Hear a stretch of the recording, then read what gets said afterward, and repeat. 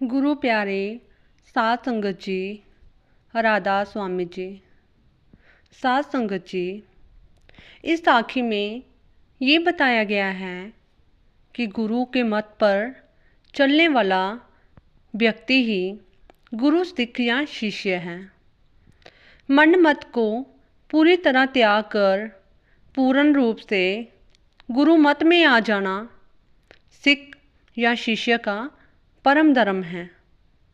जो जीव मन के बताए बाहरमुखी साधनों का त्याग करके सतगुरु की शिक्षा के अनुसार सच्चे नाम सच्चे शब्द की कमाई करता है, वही सच्चा शिष्य है। वह तन मन और धन गुरु को सौंप कर उसके हुक्म या रजा में रहता है जी। क्योंकि सतगुरु की आज्ञा उसके लिए सबसे बड़ा कानून है जी, तथा सतगुरु का शब्द उसके लिए सबसे ऊंची साधना है।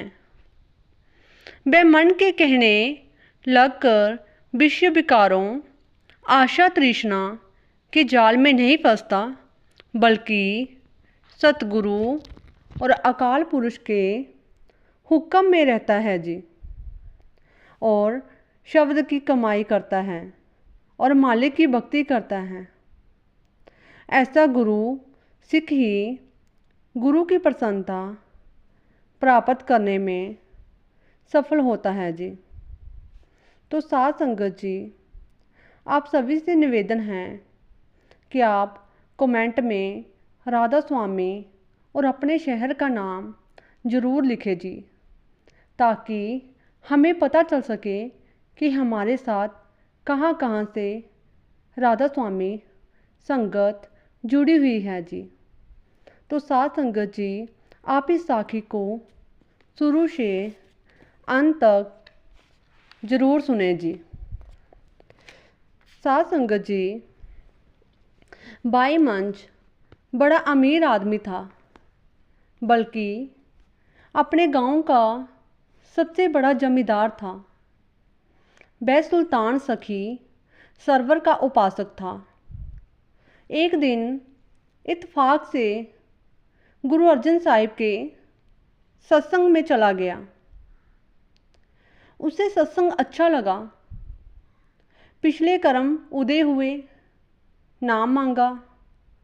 गुरु साहिब ने पूछा, भाई तू किसे मानता है? और उसने जवाब दिया, जी मैं सखी सरवर को मानता हूँ। तभी गुरु साहिब ने कहा, अच्छा तेरे घर में जो पीर खाना है उसको गिराकर आ, तब नाम दूंगा। भाई मंच घर गया और पीर खाने की ईट ईट बिखेर दी। सबने कहा कि तूने बड़ा पाप किया है, सुल्तान तुझ पर मुसीबत लाएगा, हम तुम्हारा साथ नहीं देंगे। भाई मंज ने जवाब दिया कि अब जो हो सो हो। जब पीर खाना गिराकर गया तो गुरु साहिब ने अधिकारी देकर नाम दे दिया और साथ ही उसकी परीक्षा भी लेने लगे। कभी उसके घोड़े मर गए, कभी बैल मर गए, कभी कुछ मर गया, कभी कुछ नुकसान हो गया, और फिर चोरों ने उसका बहुत सा सामान चोरी कर लिया।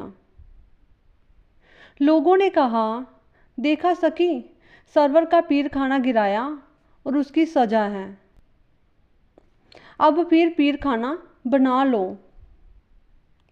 मंज बोला, कुछ परवाह नहीं है मुझे। और वह गरीब हो गया, कर्जदार भी हो गया। कर्ज देने वालों ने कहा कि या तो कर्ज चुका या गाँव छोड़ दे। लोगों ने कहा कि फिर से सुल्तान का पीर खाना बना ले, सब कुछ ठीक हो जाएगा। लेकिन बाई मंज अपने निश्चय पे दृढ़ रहा और गाँव छोड़कर बाहर रहने लगा। एक बेटी, एक खुद और एक स्त्री। अब जमींदारों को और काम भी नहीं आता है। बेचारा बाहर से घास लाता है, उसे बेचकर पैसे कमाता और गुजारा करता। जब कुछ दिन बीत गए तो गुरु साहिब ने अपने एक शिष्य को भाई मंज के नाम एक चिट्ठी देकर भेजा और कहा कि इस चिट्ठी की भेंट 20 रुपये हैं। अगर मंज रुपये दे दो तो चिट्ठी दे देना। चिट्ठी दिखाई और गुरु साहिब का हुक्म सुनाया। भाई मंज बड़ा खुश हुआ, लेकिन पास कुछ नहीं था। औरत से सलाह की। औरतों के हाथ, कान, नाक में कुछ जेवर होता है। कुछ बेटी की चूड़ियाँ और कुछ औरत की चूड़ियाँ और अन्य जेवर वगैरह इकट्ठे किए और सुनार के पास ले गया। उसने कहा कि 20 रुपये का माल है। भाई मंज ने कहा कि मुझे 20 रुपये दे दे। सुनार से 20 रुपये लेकर शिष्य को दे दिए और चिट्ठी ले ली। चिट्ठी को कभी माथे पर रखता, कभी आंखों से लगाता और कभी चूमता और कभी छाती से लगाता। 1-2 साल इसी तरह बीत गए। एक दिन गुरु साहिब ने फिर एक शिष्य को एक और चिट्ठी देकर भेजा और कहा कि इसकी भेंट 25 रुपये हैं। देखो किस शिष्य का हौसला है कि ऐसी तकलीफ़ें बर्दाश्त करे। अब मंच सोचने लगा कि 25 रुपये कहाँ से लाऊं? पास कुछ था नहीं। किसी समय भाई मंच के गांव का चौधरी उसकी बेटी का रिश्ता मांगता था, लेकिन भाई मंज ने मना कर दिया था कि ये रिश्ता मेरे मुकाबले का नहीं। अब मंज ने सोचा कि उससे मिलना चाहिए। भाई मंज की स्त्री चौधरानी के पास गई और कहा कि अच्छा, ये रिश्ता हम ले लेंगे, लेकिन अभी हमको 25 रुपये की ज़रूरत है, वह दे दो। चौधरानी ने रुपये दे दिए और वह लेकर आ गई। शिष्य को रुपये देकर चिट्ठी ले ली और पहले की तरह उस चिट्ठी से भी प्यार किया। गुरु साहिब को अभी और परीक्षा लेनी थी।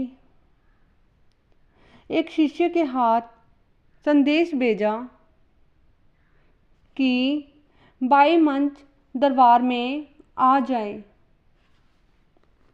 भाई मंच ने जब ये बात सुनी तो भाई मंच सब कुछ छोड़कर अपने परिवार को साथ लेकर दरबार में आ गया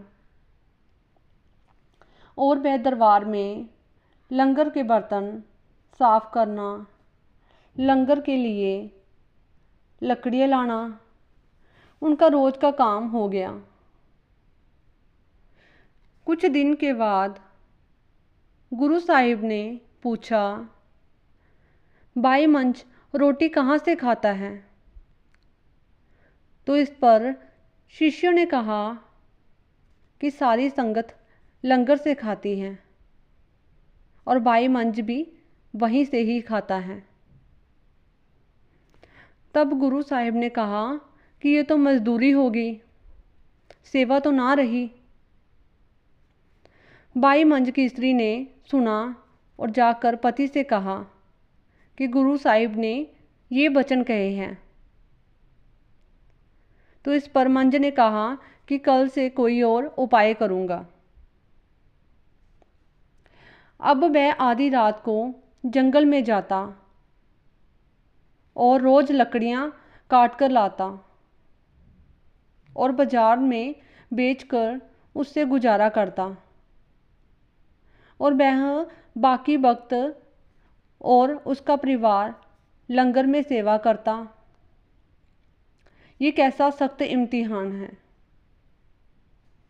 एक दिन भाई मन जंगल में गया कि आंधी आ गई। लकड़ियों का बोझ उठाता, लेकिन आंधी उठाकर फेंक देती। आखिर बड़ी मुश्किल से लकड़ियां उठाकर आ रहा था कि हवा का तेज झोंका आया और वह लकड़ियों समेत एक कुएं में जा गिरा। अब गुरु बेखबर नहीं होता। इधर ये घटना हुई, उधर गुरु अर्जन साहिब नंगे पैर दौड़ पड़े और हुक्म दिया कि रस्सी और तख्ता लाओ। ये सब सुनकर सारी संगत दौड़ आई कि पता नहीं क्या हो गया है। कुएं पर गए। गुरु साहिब ने एक शिष्य से कहा कि भाई मंझ को आवाज़ दो कि लकड़ियां फेंक दे और आप तख्ता पकड़ ले, हम उसे ऊपर खींच लेंगे। रस्सी और तख्ता लटका दिए गए, लेकिन भाई मंझ ने कहा कि पहले लकड़ियों को बाहर निकालो, फिर मैं निकलूंगा। शिशु ने कहा कि देख तेरे साथ क्या हुआ है, छोड़ दे गुरु को और निकल आ बाहर। भाई मंझ ने कहा, गुरु साहिब को कुछ ना कहो, इससे मेरा मन दुखी होता है। पहले लकड़ियाँ निकालो, क्योंकि ये गुरु के लंगर के लिए हैं। यदि भीग गई तो जलेगी नहीं। वैसे ही किया गया। पहले लकड़ियाँ और फिर आप निकला। इसका नाम है शरण। जब निकला तो गुरु अर्जन साहिब ने दयाल होकर कहा कि मांग क्या मांगता है, मैं तुझे तीनों लोकों का राज्य दे दूंगा। इस पर भाई मंझ ने कहा कि हे सतगुरु, मुझे तो सिर्फ तू चाहिए। ये सुनकर गुरु साहिब ने भाई मंझ को छाती से लगा दिया और वर दे दिया। मंझ प्यारा गुरु को, गुरु मंझ प्यारा, मंझ गुरु का बोहिथा, जग लंघन हारा। गुरु साहिब ने कहा कि जिसको तू नाम देगा वह सीधा संसार सागर से पार हो जाएगा। ये है शरण का फल, लेकिन शरण लेना बहुत ही कठिन है जी। धन्य है वह मनुष्य जो परीक्षा में स्थिर रहता है, क्योंकि वह खरा निकलकर जीवन की वह अनमोल दौलत पाएगा जिसका वादा प्रभु ने अपने प्रेम करने वालों से किया है। तो साध संगत जी, वही सूरबीर बहादुर है जो हरि की भक्ति करके पार हो गए। वह बहादुर है जिसने अहंकार रूपी दृष्ट मार लिया। और बड़े सूरबीर वे हैं जो मन के साथ लड़ाई करते हैं। जिन सूरबीरों ने गुरु की कृपा द्वारा मन को जीत लिया, उन्होंने संसार को जीत लिया।